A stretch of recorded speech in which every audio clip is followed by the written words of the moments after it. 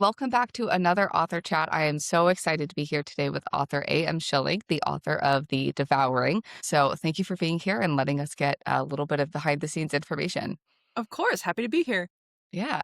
So, first up, this is a novel with villain protagonists, which is such a really cool concept. So, I'm wondering what gave you the idea to write a novel with two villain protagonists? So I actually really love villainous characters, often in books or shows or movies. They're the ones that are most interesting to me. So I thought, a really good villain is one where you can see his side of things, you can see the motivations, and even sometimes the backstory why they do what they're doing. And the thing is that normally we don't get to see that in depth, right? We might have a sneak peek or a little bit here and there to humanize them, but we don't get a lot of stories from their perspective. So I thought it would be fun to do it that way. And also, the genre that I'm writing, cosmic horror, typically it's an expectation that the eldritch god will win out in the end and the humans are just, the protagonists are just trying to survive. And that's done a lot. And so I wanted to try and approach the genre a little differently this time. Yeah, I really loved how you turned this on its head. I don't read in this genre a lot, but I still very much appreciated that it didn't feel like the same kind of story being told that I've seen in so many countless books and movies. It still felt like there was some twist and originality to it, which is really fun. And really, just from concept to the end of the book, it was such a great experience. Thank you. I'm glad to hear that.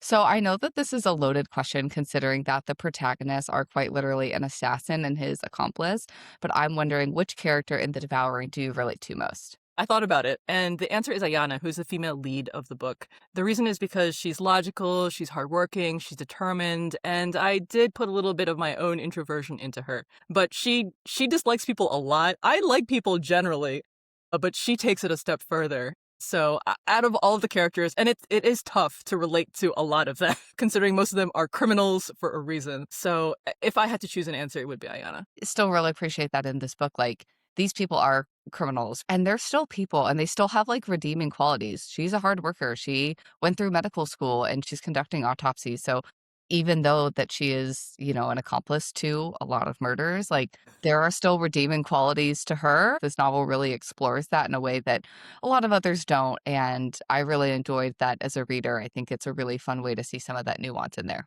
I appreciate that because knowing that I would have a lot of morally gray characters in the book, I wanted to make sure that they were all nuanced and had a history and a backstory that made sense for them while also humanizing them. So I'm glad that that came through. Yeah, I feel like when I see a lot of morally gray characters, they're in kind of the fantasy realm, and it's very much like they're serving a purpose, and it's usually like the main male character, and it's usually to pull off some kind of air of like, ooh, like so sexy. And not that that's not like a great thing, but I appreciate that this was a new twist on the morally gray character where it didn't just fit a trope, it felt lived in and it felt real and authentic. I'm so glad.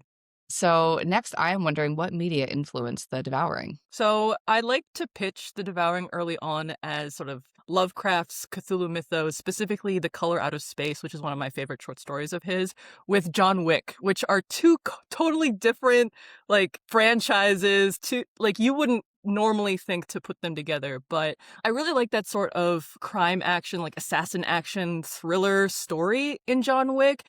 It has its own kind of fantasy with like this vast sprawling like criminal underworld, which honestly like it's not realistic at all, but it feels cool, right? And then cosmic horror has always been my favorite horror genre, probably my favorite genre of all time, and I really wanted to pay homage to it, and if there was a way for me to bridge them, I thought it would be a cool idea, and I think I did a pretty good job. So I definitely agree. I think that is I haven't read anything from Lovecraft, which I feel like it's sad admitting, but I have seen all the John Wick movies and I definitely see the influence. And I think it's really cool when someone can take like a popular media movie franchise and pair it with well-regarded literature to create something new. And I think that's the mark of someone who is consuming media widely, and that just allows you to get those, new inspiration ideas by connecting two things that are seemingly not similar and merging them together. definitely.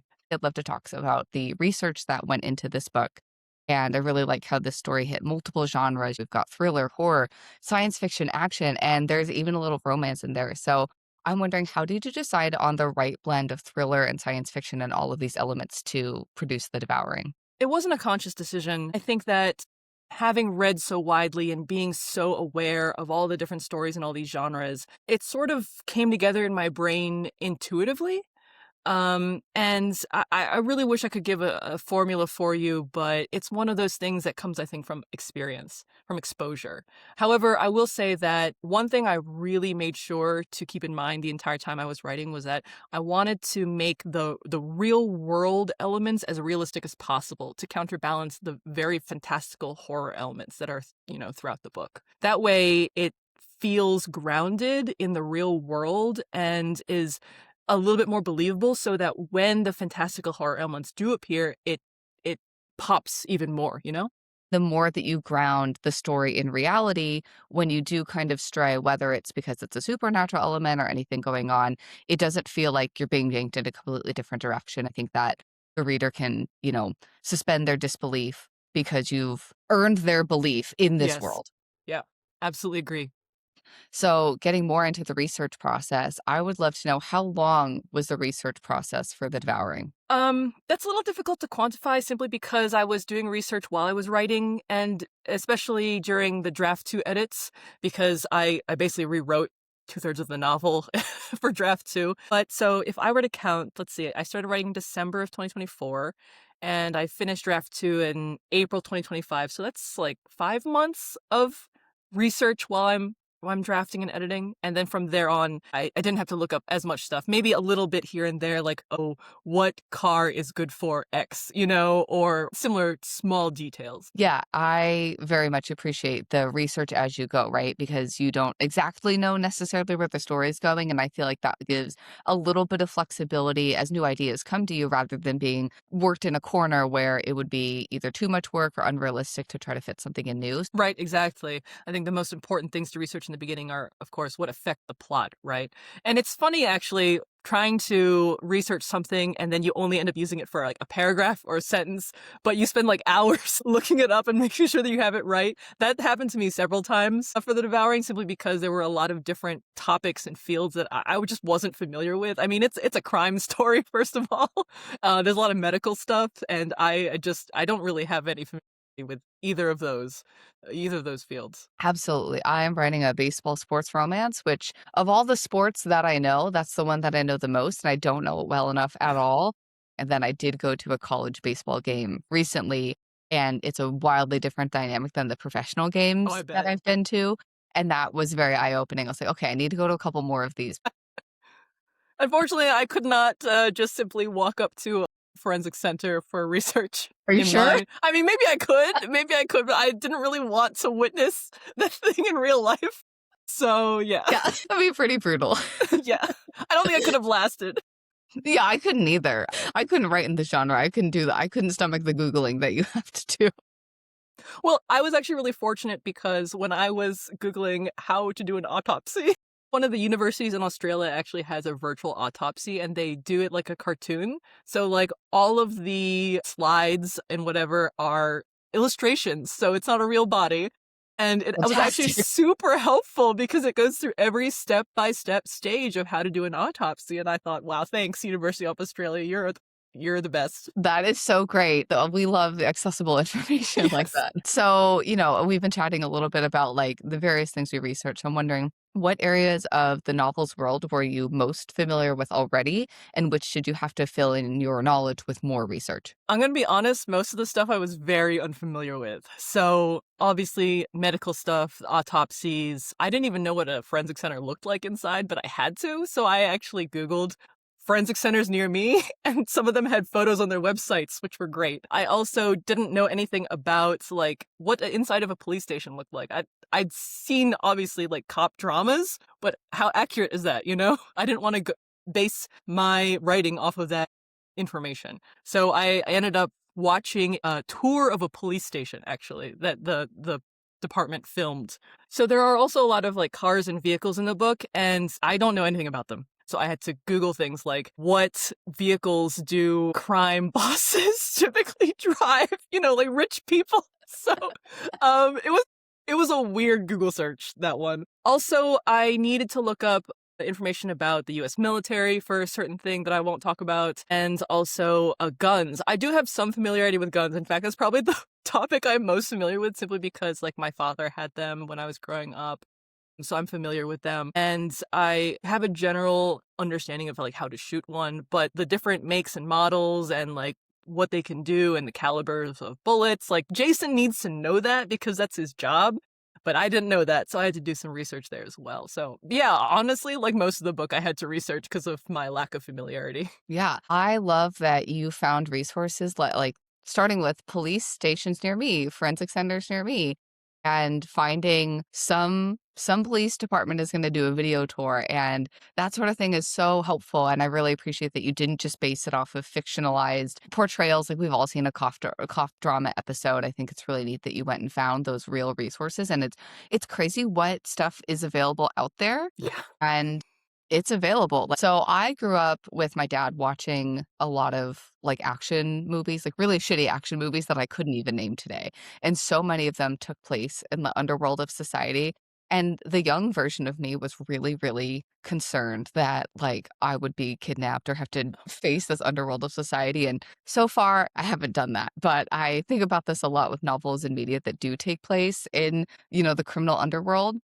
What was the weirdest thing that you had to Google in your research for The Devouring, and did it pertain to the criminal underworld at all? Honestly, no. I think that the most Googling I had to do when it came to criminal aspects of the story were things like, what is a winning hand in poker? And how long does it take for you to bleed out if you're shot in, whatever area of the body? That sort of thing. Like, yes, it will put me on an FBI watch list probably, but I wouldn't consider it weird because it's sort of par for the course when it comes to, crime genre fiction. But the weirder stuff was more related to the medical stuff because I wanted to explore weird symptoms, rare diseases that I could then sort of twist into something horrific, right? So one of the genetic disorders that I ended up looking up is called fibrodysplasia ossificans progressiva. And no, I did not memorize that. I actually have that in my notes written right here.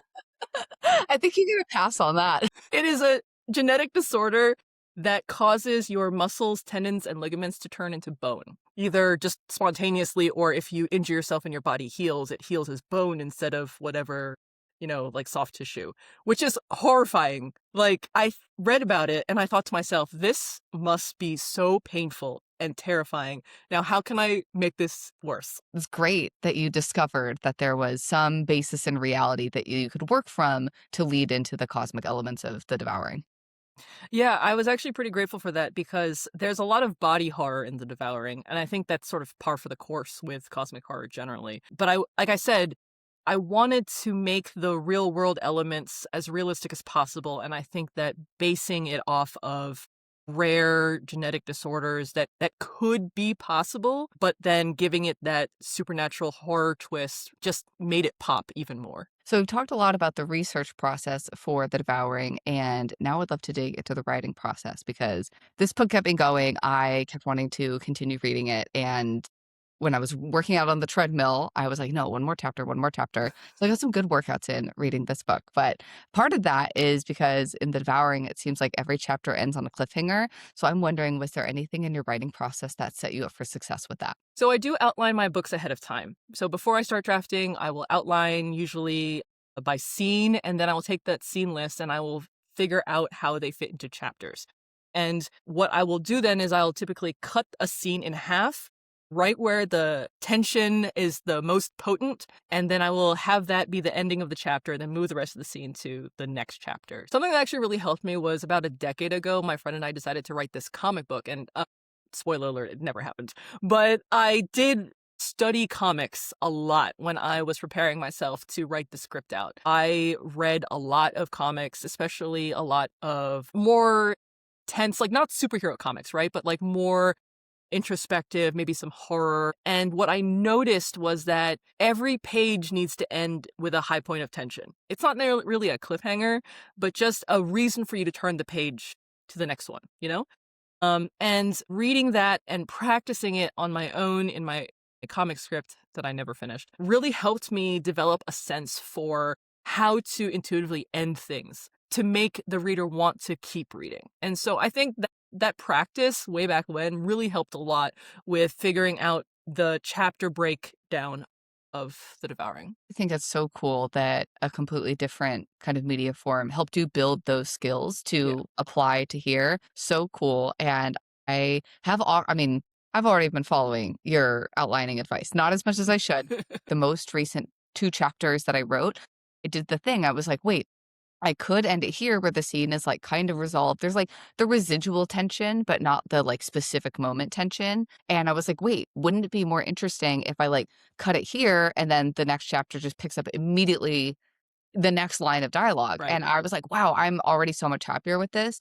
And I feel like what I've learned from watching you outline and forcing myself to try that is I can start with a, 360-degree view of the story, and I have my, like, spreadsheet with the 8-point plot beats, and I feel like that's a good starting point for sure, but I don't necessarily need to, like, stay super rigid to that. You can take the whole copy, whole prose, and then you can change the chapter Yeah. lines later, like, that's such a new concept to me, and I've definitely already picked that up from watching your process and from reading The Devouring and realizing, like, well, there are sometimes some more interesting ways to keep the reader engaged and wanting to flip to that next page. Definitely. And your book is it one POV or two? The first one is all one. The second one is dual POV, but it is not the 2 characters in a relationship. It's the main character and his best friend because she's exploring her own relationship in the Uh, sequel.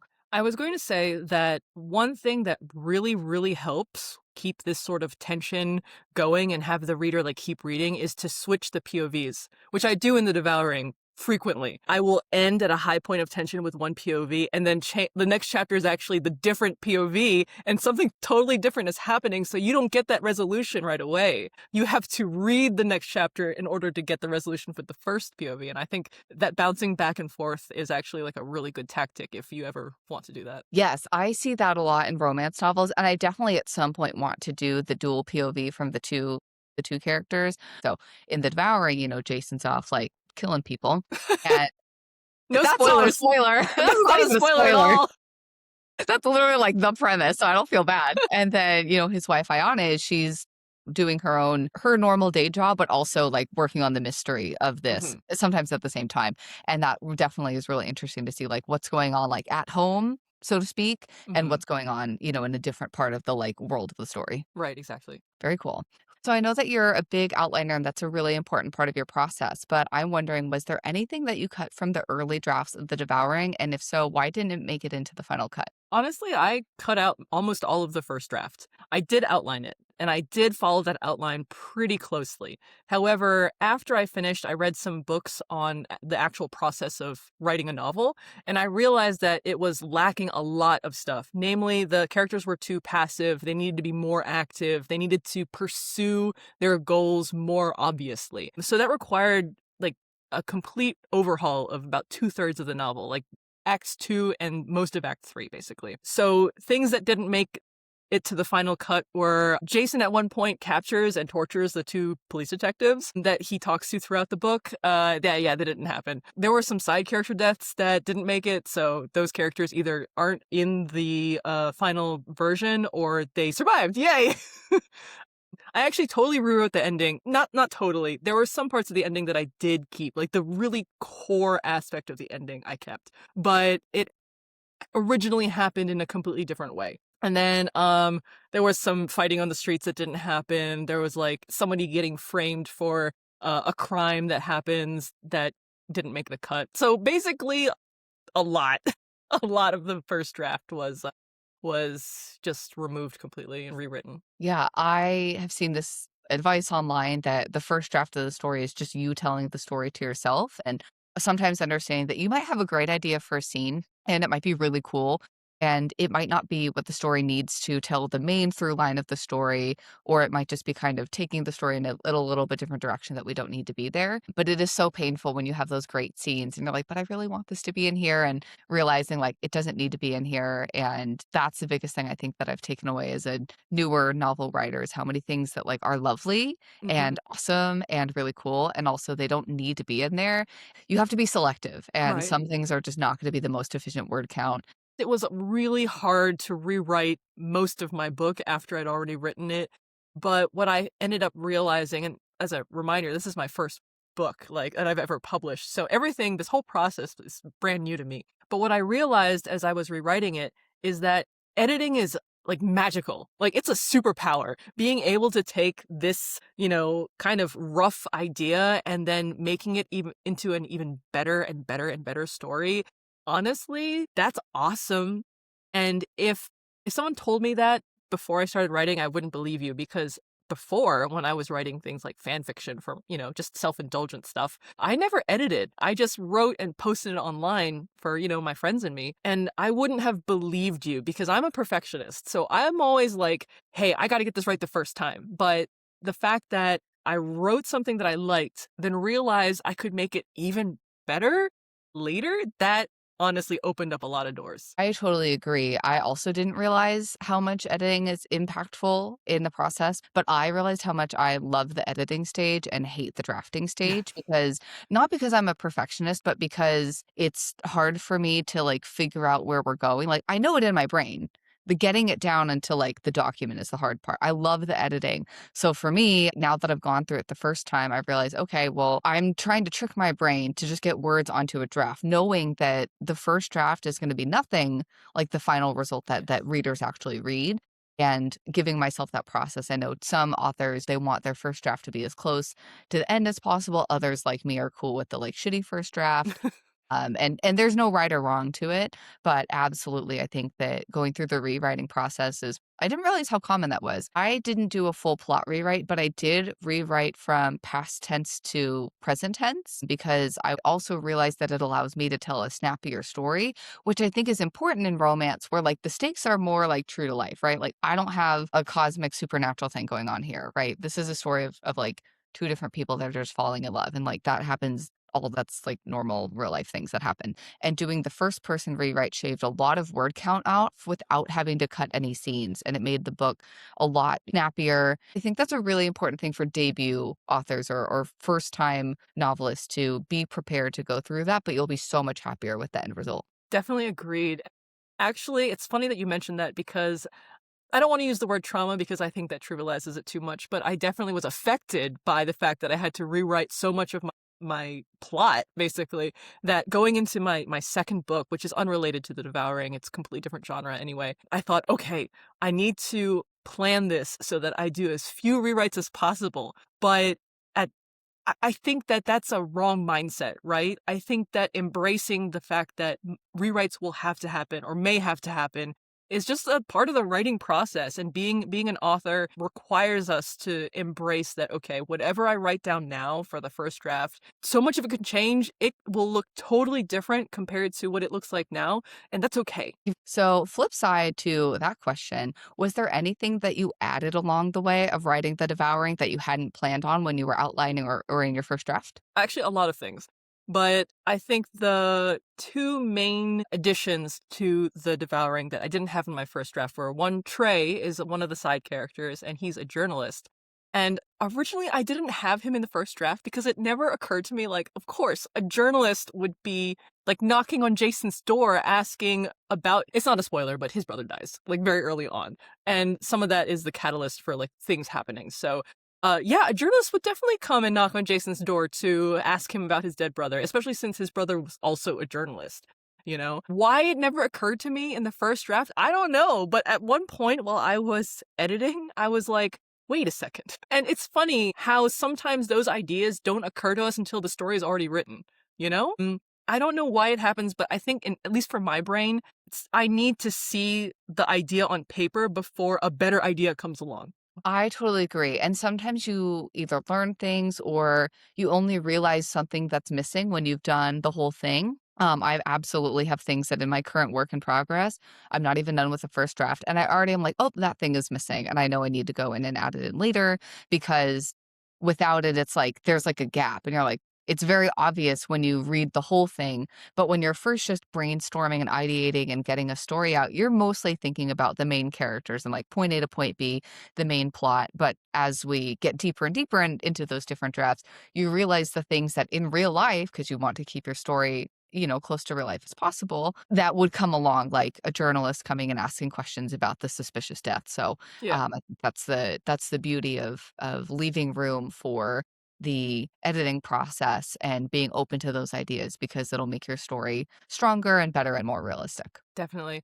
And then the second thing that I really enjoyed adding into my second draft is kind of a spoiler, so I'm going to talk around it a little bit. But when I first envisioned The Devouring, my brain processes things like they're movies. I was like lying in bed thinking about this cool idea for a book that I had, and I was thinking to myself, what would the movie trailer for this book look like if it was made into a movie? And I imagined like framing it as a horror story, as someone sort of not necessarily stalking, but like as an antagonist to Ayana, the female lead, and sort of framing it as like somebody watching her from outside her house, and like that kind of creepy, more realistic domestic horror angle. In the first draft of the book, I couldn't find a reason to include something like that, but I was actually able to weave in a bit of that sort of realistic, domestic, more grounded horror. You'll have to read for yourself what I mean because it is somewhat of a spoiler. But yeah, no, it was just fun being able to sit down with my second draft and go, oh, that